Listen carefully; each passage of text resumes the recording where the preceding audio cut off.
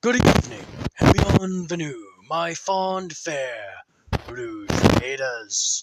This is your narrator, Diomedes Rouge, here to bring you part 7 of What If Naruto was trained in Faerune.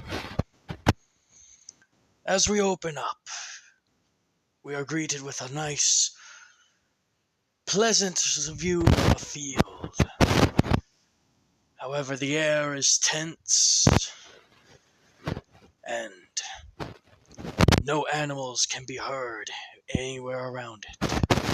The only sounds are that of people rushing to the fort to hide behind its walls. That, in the distance, of thunderous hooves traveling at high speed.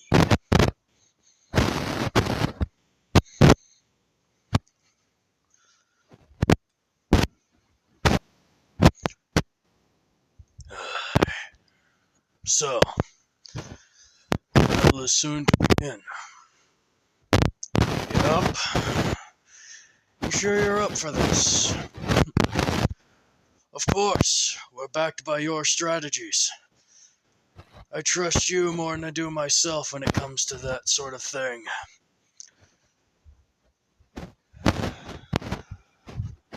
This is gonna be one hell of a detour on our journey, though. Tell me about it, brother. I swear. Who would have ever thought we would have been commissioned by the military of Neverwinter to guard one of their fortresses and actually expect it to be attacked? Fortress? I don't think this counts as a fortress by any means of the word, but aye, this is truly gonna be one hell of a show.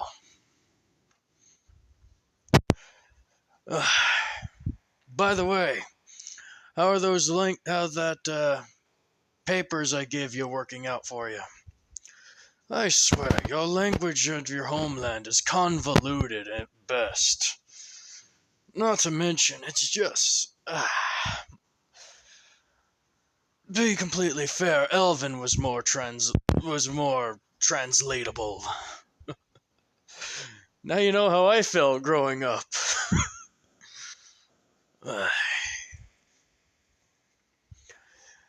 I'll cover you from as far back as I can. You know this, correct? Of course, brother. And I wouldn't have it any other way, Taliban. So, mind running me through the finer points of our plan one more time? I swear. Right. You're going to, well, set up yourself as a diversion with your clones. While you're doing that, Maggie, as well as Mayphone, will set up covering fire from the positions on the flanks near the tops of our fortress. Our fortress? Well, you did hear if we were ever attacked. Yeah. You know the king probably wouldn't do that. You never know. Never Ember's a good one. Anyways, back to the details.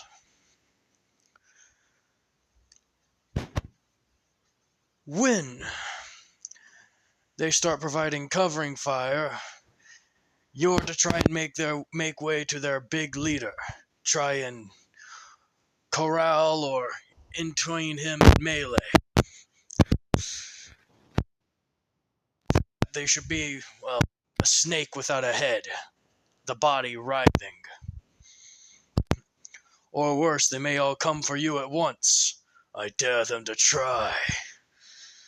It will truly show them what a power I have. Easy there. You're letting your bloodlust get the better of you.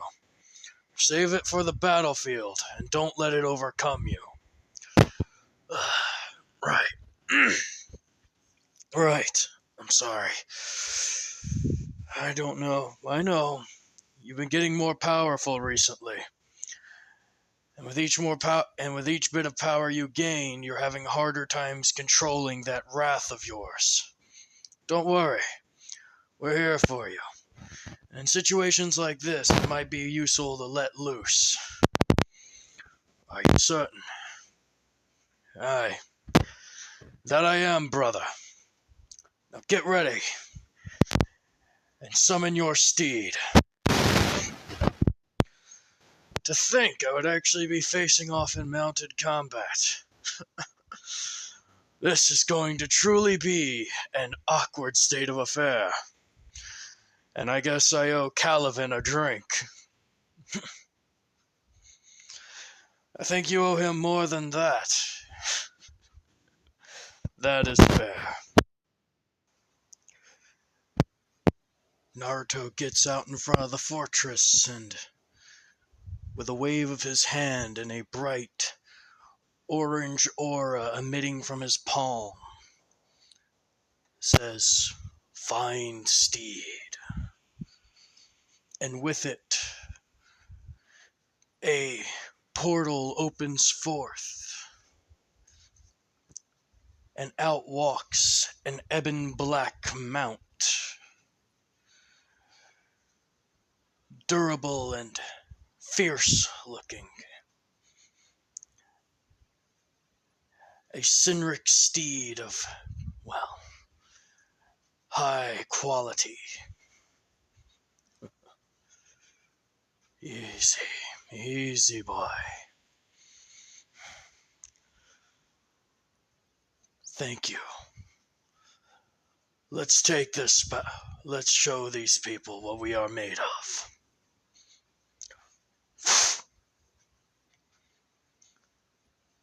As Naruto mounts onto his beast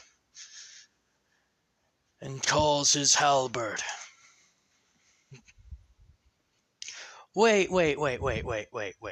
You're telling me that Naruto followed a plan you set? Why, yes, of course. He's actually quite intelligent. Not to mention the sure fact that he is also highly adjustable to plans as long as you do one of three things. Okay, what are those three things? Well, one, you have to have his complete and total trust. Two, you have to ensure that all innocents in the battlefield are, well, protected. Because he's a virtuous man. If you even have one civilian in the line of fire, he's going to be worried about their safety over, well, his own.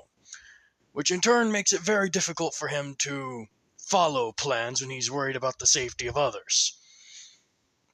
And lastly, you just have to make sure that he knows he can rely on you as much as you can rely on him. But he had that here. Did he? I've seen his memories. And from what I can tell, no, he hadn't. Let's see here, his old squad. The only person he trusted in that group fully trusted, was Sasuke. And that's the reason their teamwork was so excellent. Sakura, well, pardon me for saying so, knowing that she is your student. Sakura was, well, to be completely frank, a liability for a good portion of time. Don't get me wrong, she had her moments of shine, from what I saw through his memories, and he did look at her through rose-tinted glasses. However, she was primarily, well, until later on, borderline useless, especially in the Land of Waves. And considering that's how he saw her that's how he got used to her, it's kind of difficult for him to jump from that one thing of logic from her needing protection to her being able to protect herself. Somewhat difficult, you could say. Uh-huh. What about Kakashi? Well, Kakashi, Naruto couldn't trust him. Like, he could trust him to look after himself. Naruto knew he was strong, but he didn't take into account the civilian situation. There was more than one account, especially early on, where Kakashi seemed a bit cold to civilians, and including his own team, including, Naruto's own squad mates, including himself.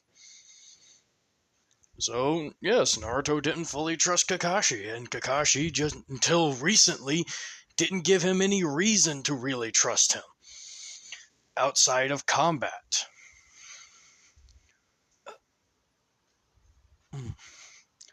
So, can I continue on with the story, or shall we call it a close for the day?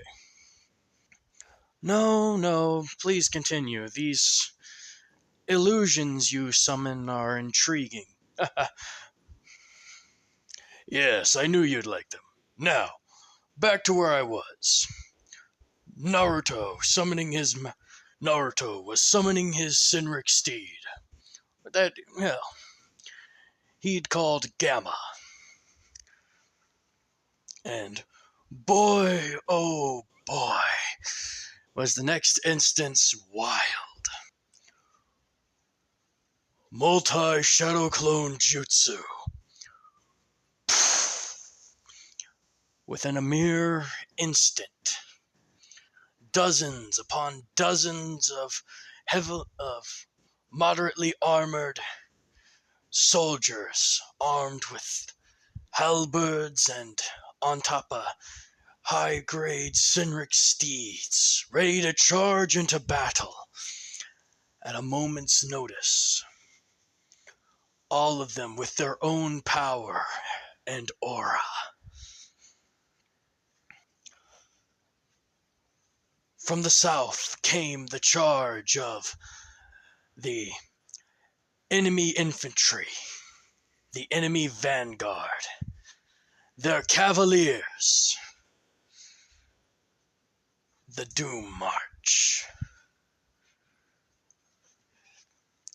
As they proceeded to get ready to charge into battle, Naruto looked for their leader. One adorned in silvery armor, aside from the bronze. One wielding a flag atop the back of his horse. One that was stronger and known as Death.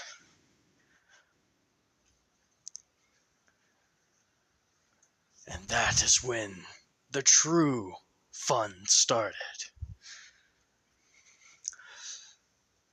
Naruto made the first move, charging in, not even allowing the Doom March to try to send forth any sort of negotiation or parley. And they retaliated in kind, charging to meet him in the battle. As the forces collided, the sounds of metal and flesh slamming against each other became a crescendo of pain, suffering, and woes. However, they carried on. Several of Naruto's clones activating their armor of Agathis. A few more channeling their power, divine smites, searing smites, igniting their halberds in flame, while the enemy infantry just kept pouring in. For every one clone Naruto lost, another would try to replace it. However, for every one rider that the enemy lost, it seemed as if a dozen more came crashing forward. But eventually, Naruto was able to make his way. Riding his steed, he used Gamma to jump over his own clones of themselves, and then over the cavalry line itself to make his way towards his opponent. They eyed each other for a briefest moment before charging, one rider against the other. As that occurred, Naruto engaged his own wrathful smite, adorning his halberd in a black aura as he collided with the enemy's shield. They parried it and tried to follow it up with a spear thrust as their mounts passed by each other. The clash soon became an encirclement, each one trying to charge, parry, block, guard against each other.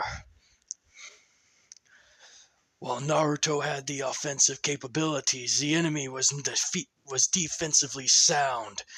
For every attack he made, it was parried or countered, and returned with a thrust that would near pierce his armor if not for his own reaction capabilities.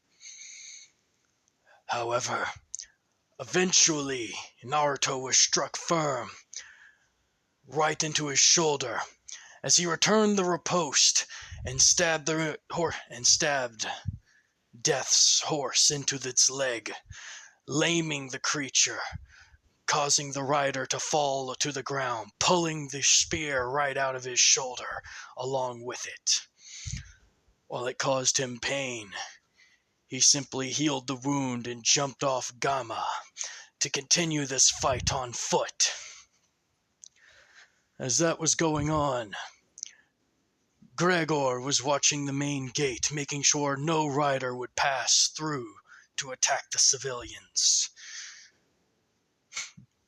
Costello was inside, acting as a final line of defense with his spiritual guardians. Bree was scouting to make sure that no enemies were going to come past and to set up traps along the way for any reinforcements who dare try to interfere. And finally, Mayphone and Maggie were letting loose, firing shot after shot after shot. And what may you ask I was doing? Simple. I was making sure that anyone who got within the middle, who got close enough, would be distracted, summoning forth illusions to disguise and cover our tracks, as well as to make sure that I had a bird's eye view of the battlefield to adjust our strategy if needed. Making Mayphone and Maggie appear as if they were not one but 4 people each was also part of my duties. Quite cumbersome when you're making yourself invisible as well. But I digress. Eventually, the fight came to a close after another 5 minutes. Naruto stopping and putting his blade down towards his opponent's throat, threatening death or their surrender.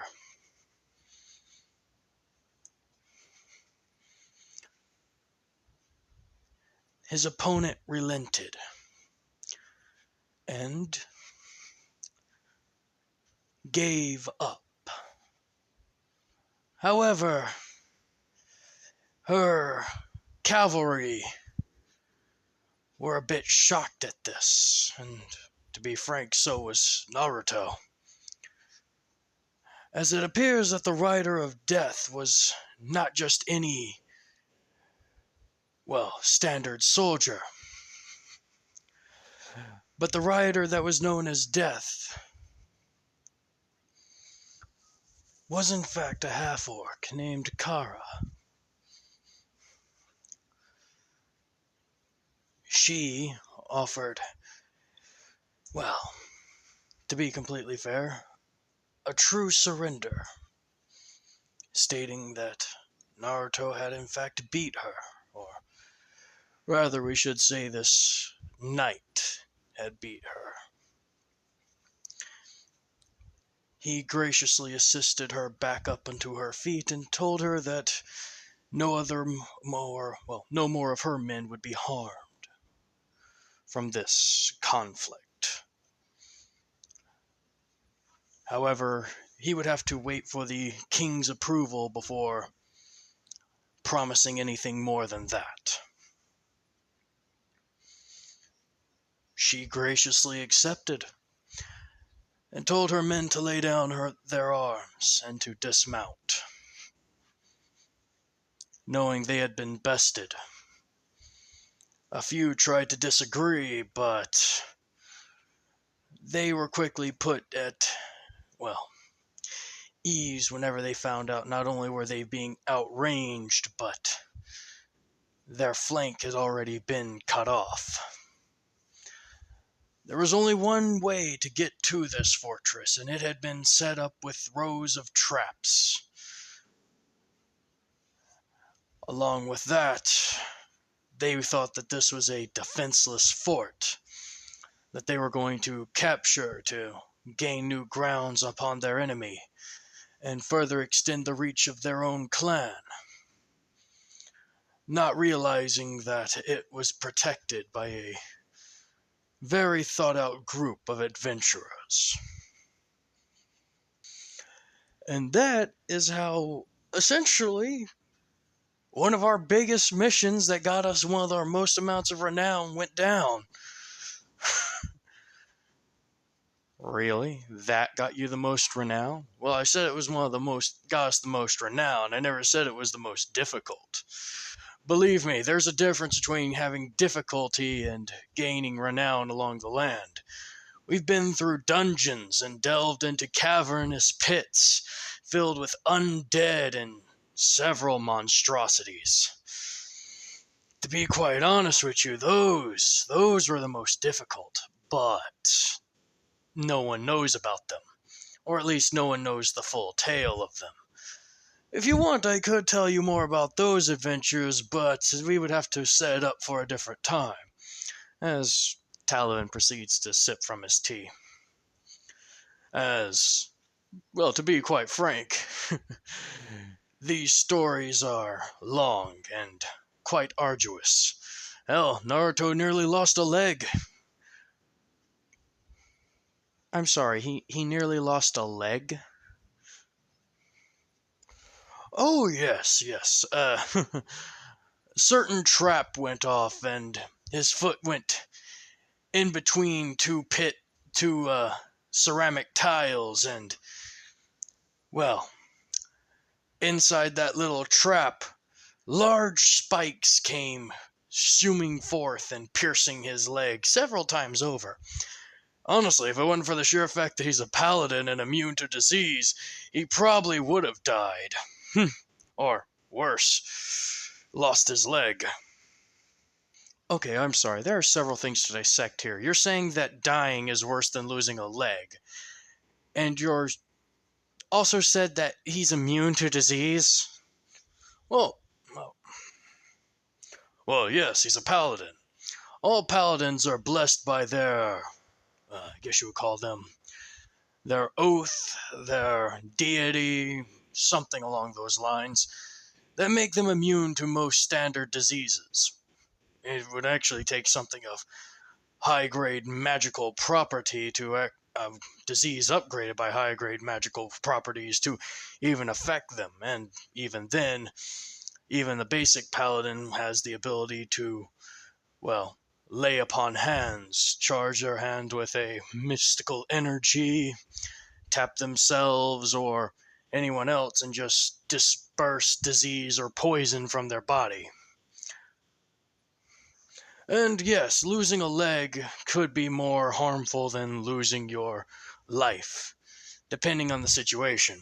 In a dungeon where you don't have access to, any sort of mechanical or automated replacement, then yes, losing your leg could most definitely be worse than losing your life because, well, then everyone has to stop, take you out, and you feel worse like a burden to everyone until you're able to regain that appendage. Luckily for Naruto, he has an insane healing ability. Quite honestly, it's a bit asinine, but it saved us on more than one occasion, so I can't complain. And you're telling me he he's immune? We need to get blood samples. That won't work. What do you mean? I can tell what you're thinking. You're essentially thinking of studying the antibodies within his, well, blood and seeing if you can reproduce them for public use. That's been tried with our own clerics as well as our own artificers as well as, well, people's own abilities. The only problem is it's not the antibodies presenting the diseases. In fact, you could say that the antibodies are being stunted from lack of being infected with disease. For the most part, it is the, well, protection placed upon them by their chosen oath or deity that prevents them from getting these sort of diseases. Other than that, well, you get the point. I see. Wow, this is very troubling and also very informative. I thank you, Talavan, for your, well, company as well as information. Oh, 'tis not a problem, milady Tsunade. After all, it is you are one of the few people that Naruto spoke highly of. I figured the least I could do is come over here and be civil and inform you about all the things he's done and or at least some of the things he's done. I do feel bad for him though. What do you mean? Ugh. Well, right now he's trying to grasp at straws. Explain. He didn't quite frankly return here of his own volition. He came back here to essentially put a pause on his own troubles. Explain. You're saying that Naruto never wanted to come back home? Well, to be quite frankly with you, not recently. For about the first, hell, 3 years, 3.5 years, it was all he ever really talked or thought about. And then he got knighted, and for some reason he stopped talking about it. Especially about half a year ago. Wait, knighted? Right. From what I can tell, think of it as being knighted is akin to essentially becoming, how would I put it, think of it as if you're becoming a chunin, except it's more for a royal standpoint. Essentially, you gain a high bit of renown as well as, how should I properly put this? You become a low-class royal. He wasn't born into it, but he is he's a noble now. And due to that, he has his own responsibilities as per being a noble. Wait. You're telling me he's a noble? How did he get that, and what type of responsibilities does he have? Is he okay? What's going on? Wow, Naruto was right. You truly are like a grandmother. Relax, most of the duties are mundane, and, well, I kinda told you about it. This little mission we went on was, the reason behind it. Him being knighted, well, part of it. Part of it? Part of it. You see, Naruto has already, by this point in time, we've explored him and, well, our party has explored several dungeons to their completion, have set up negotiations for treaty routes, as well as busted up a spy ring inside of Neverwinter. In other words, we did enough to where technically all of us can classify as a noble of some sort. Naruto had the unfortunate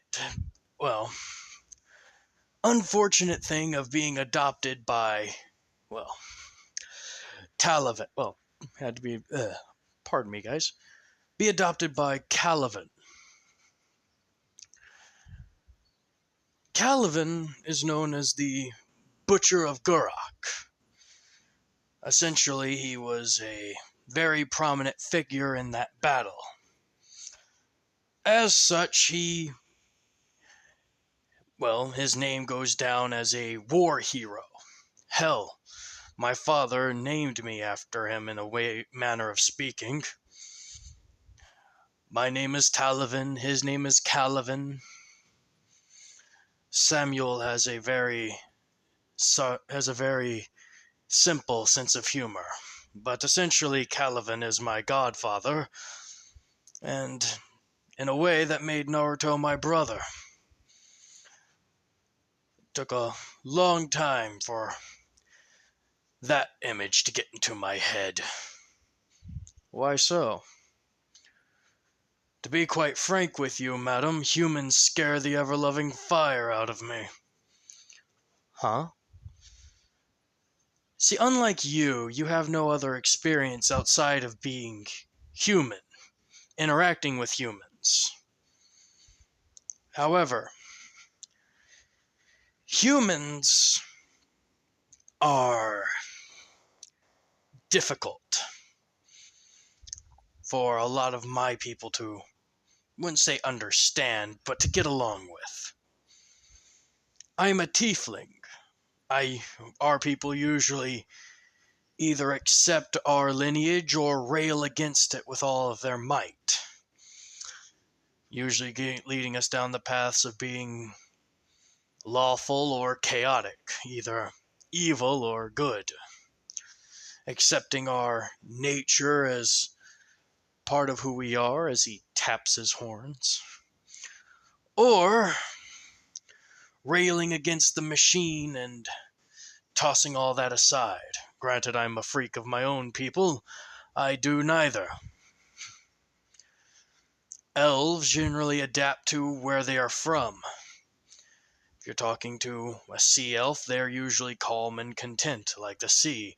You're talking to a high elf, they're usually looking down upon most of the other races. If you're talking to a, dark elf, they're usually conniving and sneaky. Brazzari is that little sneaky bitch.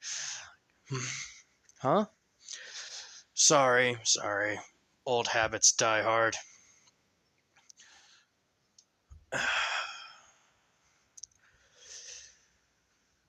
Dragonborns. They're either, bloodthirsty or very honorable. Usually a mixture of the two. Dwarves. They're dwarves. You can either find them to be drunk, or you can find them smithing, or you can find them fighting. In most of these cases, most of the behavior patterns are somewhat predictable via their race. I'm not saying there aren't outliers, but they're somewhat rare. Humans, being an outlier is a common thing, a common trait. And quite honestly, it scares the piss out of most people. Most other races view humanity as a disease upon the land, while other races view them as, godsends. And some just accept them for what they are, people. But that's the problem. Humanity is so diverse, so complicated, that you can't just make an upfront opinion about any of them. To get you do anything, you have to get to know them. You can't just assume anything about them. And that in turn makes it very difficult to trust any of them. Naruto, I got the pleasure of knowing. And to be quite frank, I'm still tumultuous about this whole situation here. Oh? Lady Tsunade, remember what I said. I've seen in Naruto's head. I've looked into his mind. I've seen the darkness that dwells there.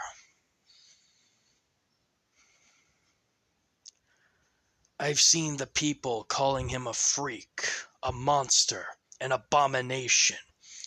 I've seen the people claiming that he was responsible for the fourth's death. I've seen the people that told him to kill himself. Why don't you just die already? To be completely honest with you, your Lord Third seemed to be quite the moron. I don't like that tone. I do not care what tone you do or do not like, Miss Tsunade. I never have. The only reason I'm being pleasant is because Naruto likes you. He trusts you.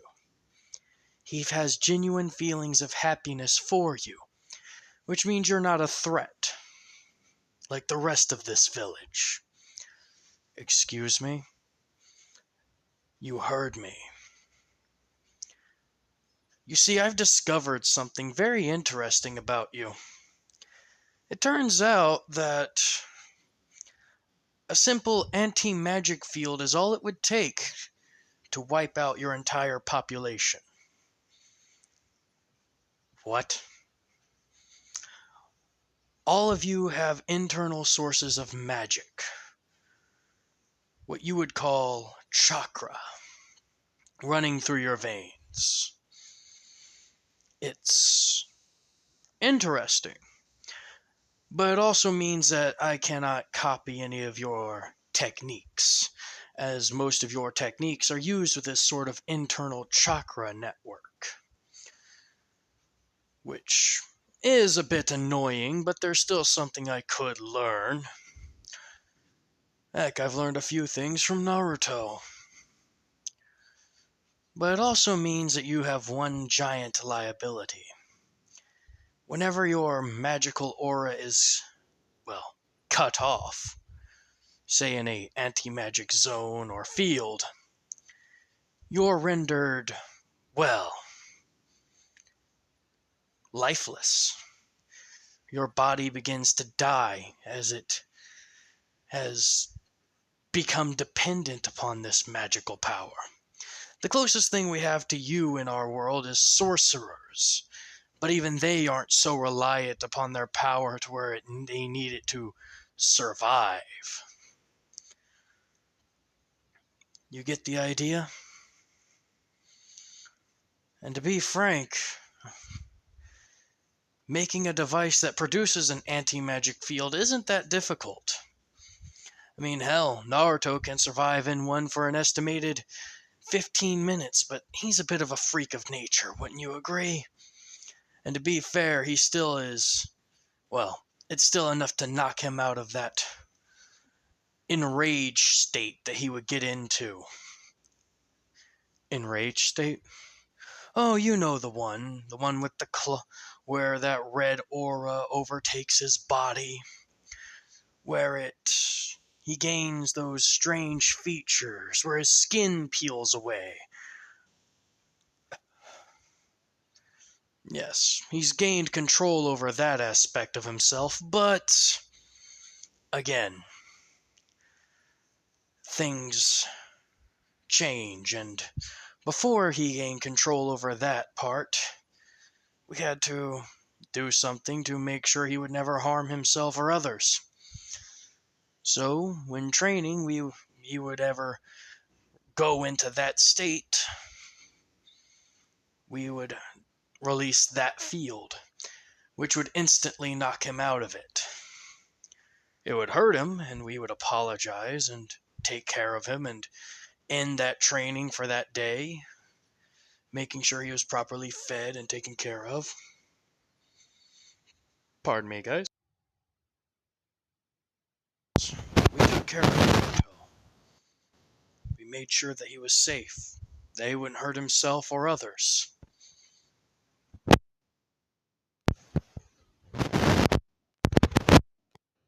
Hell of you were either trying, this place was either trying to make him into a monster, or it didn't care.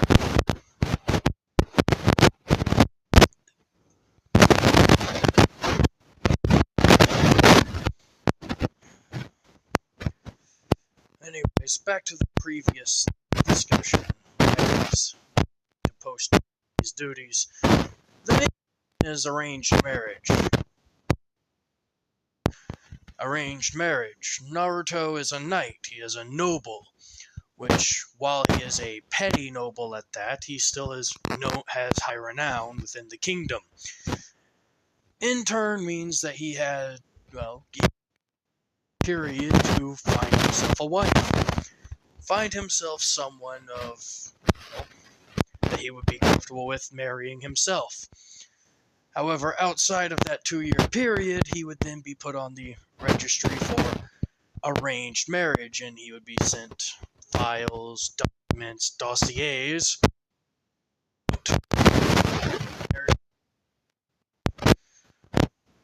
One of the banes of being a noble. You're telling me he has 2 years to get married? 6 had 2 years.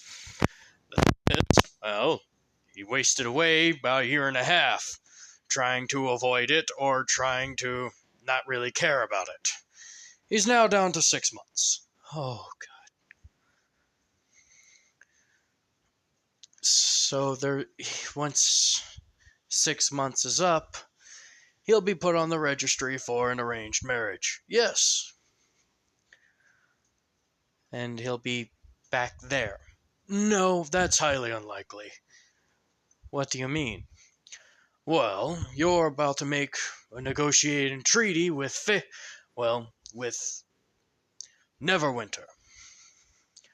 A treaty which will establish you as an ally of Neverwinter, so we could gain goods and access to materials here, as well as vice versa. People moving, trading, all of that. If that were to come to pass, essentially, Naruto being one of the few people that started off here, well, he would be a diplomat under normal circumstances. A diplomat? Think of him as a foreign diplomat. One who's got ties to both worlds. He would stay here and essentially he would run his own little embassy. That embassy would, in turn, negotiate with, be the direct negotiation point between Neverwinter and Konoha. Essentially making it it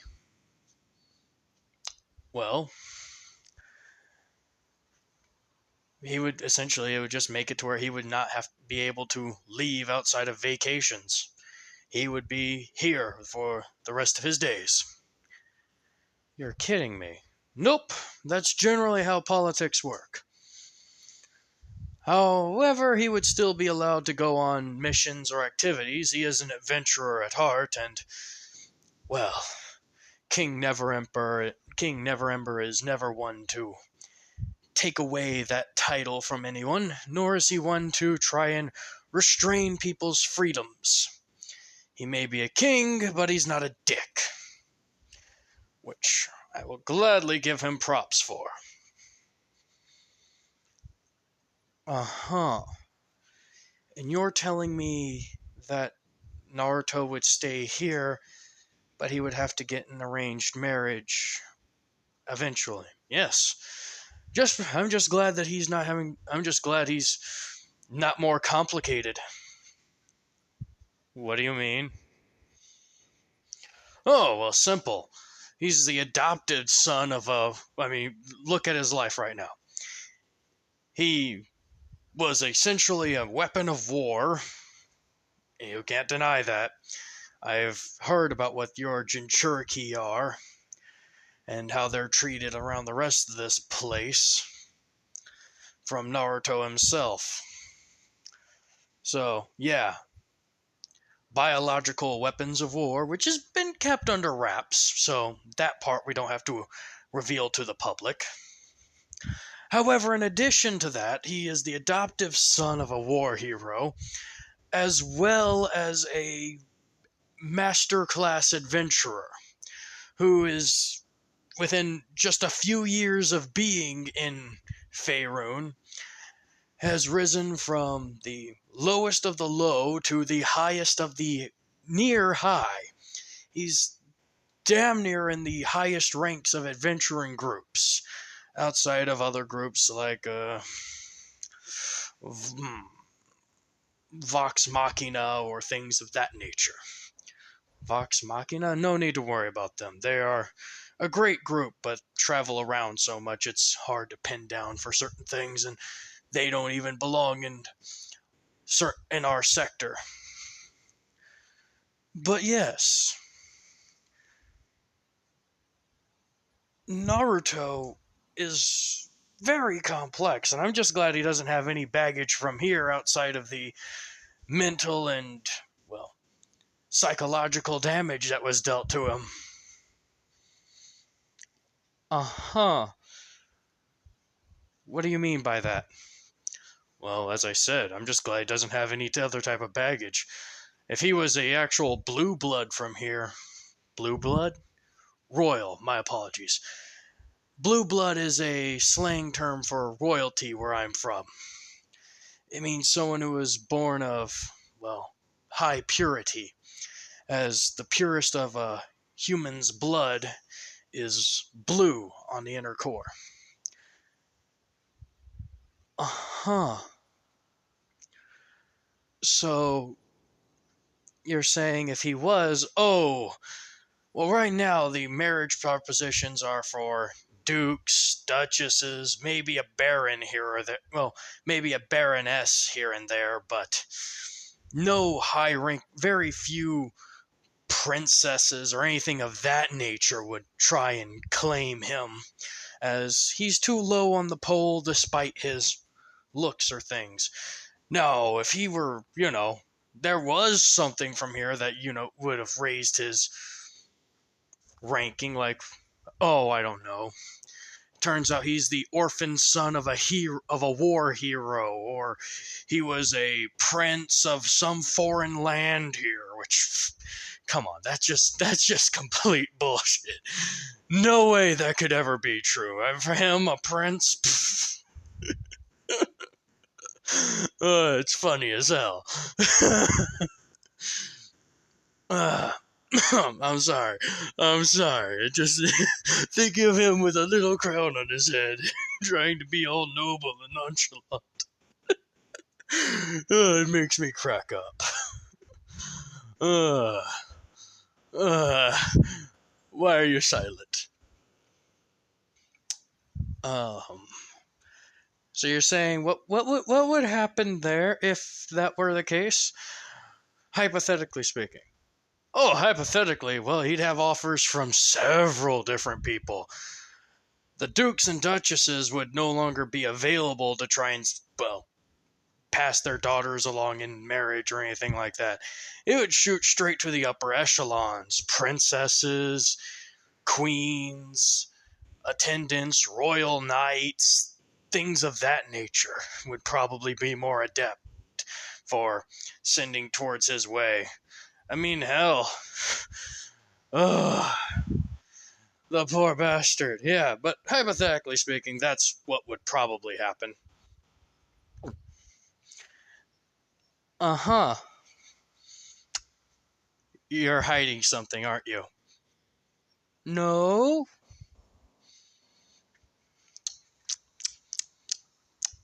Why are you silent all of a sudden? I'm thinking.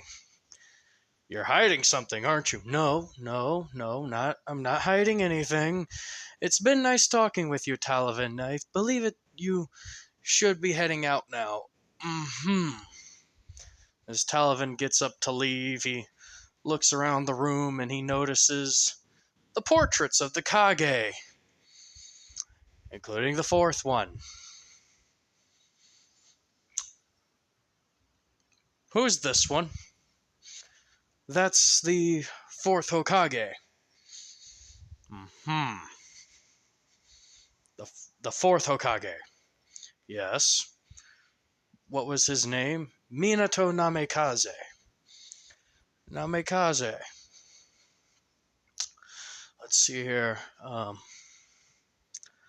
What are you doing? I'm just getting a closer look. Don't worry, I won't touch, I promise.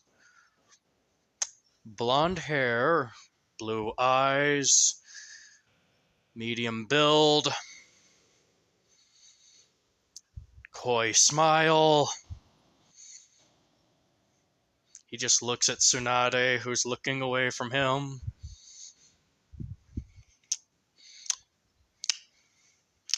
When was that? When did he die? About he died about 17 years ago.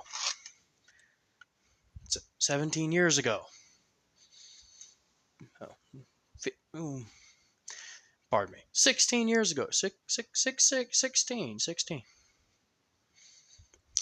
The same age Naruto would be if he was still here. Yes. Do you happen to know when he died? No, after the Nine Tails attack.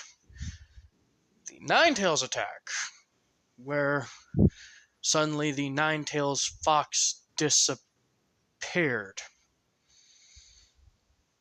And then Naruto was said to have been the one that killed the fourth Hokage, or got him killed.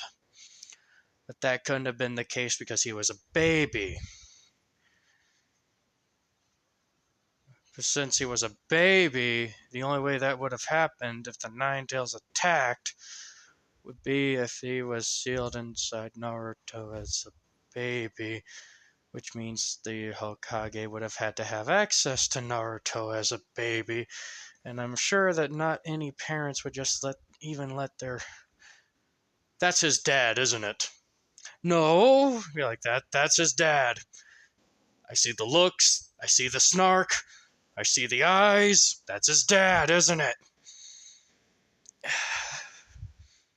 Yes, that Minato Namikaze is the father of Naruto Uzumaki. Uh-huh. Oh, good God. Please tell me he was just a Hokage, right? So technically, oh no. Please tell me he wasn't, he didn't have a lot of great feats under his belt.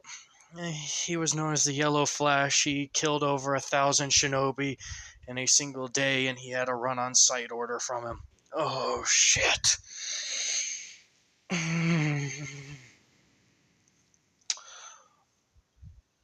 Okay, why the name Uzumaki? That was the name of his mother. Okay, his mother. You know about his mother, Kushina Uzumaki, yes. Does she... Please tell me she doesn't have anything under her belt. She was the last known princess of the lost Uzumaki clan. You're shitting me. No.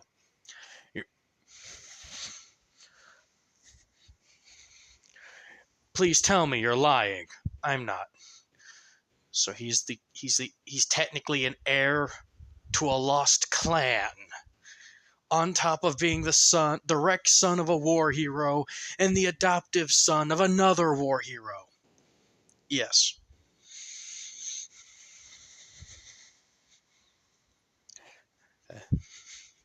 That explains the snark. That explains everything.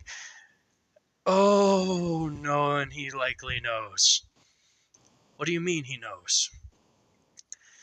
he was all gung-ho about coming here for years, and then he stopped. For years, he was all gung-ho about it, and then after the Green Dragon incident, where he said that him and Kurama fused together, where he learned so much, according to him, that he changed. He stopped talking about wanting to come back home, but he would still bring it up from time to time, and then he became a noble. He got knighted, and then he stopped talking about it altogether, like he was trying to... Oh no! He knows. He knows? He knows! Oh, he most definitely knows. I know that little bastard. He knows. Oh.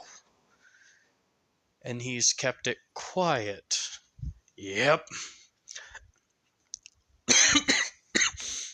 I'm sorry, I need to sit down. Oh boy. Oh, this could cause a whole riot. A riot? Oh, you have no idea.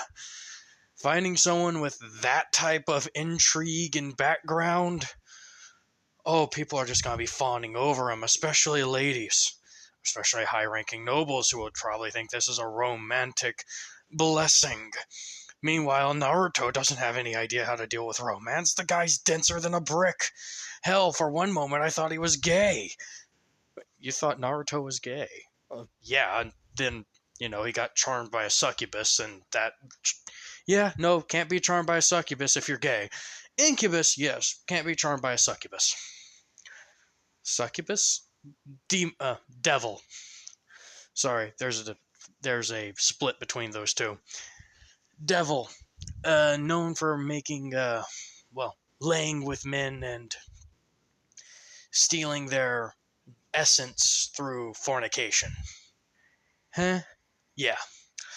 Generally kills them, but, he fell under the charm of a succubus at one point. We got him out of it, but yes, we found out. He's straight. He's straight as an arrow. Uh-huh. Yep. Oh, boy. Oh, this could be bad. This could be bad. How bad? Well, to be completely frank with you, I don't know how bad, but let's pretend like we never had this conversation. Okay? You pretend like you never told me this, and you pretend I never made those vague threats, and I'll pretend I never heard any of this. Sound good?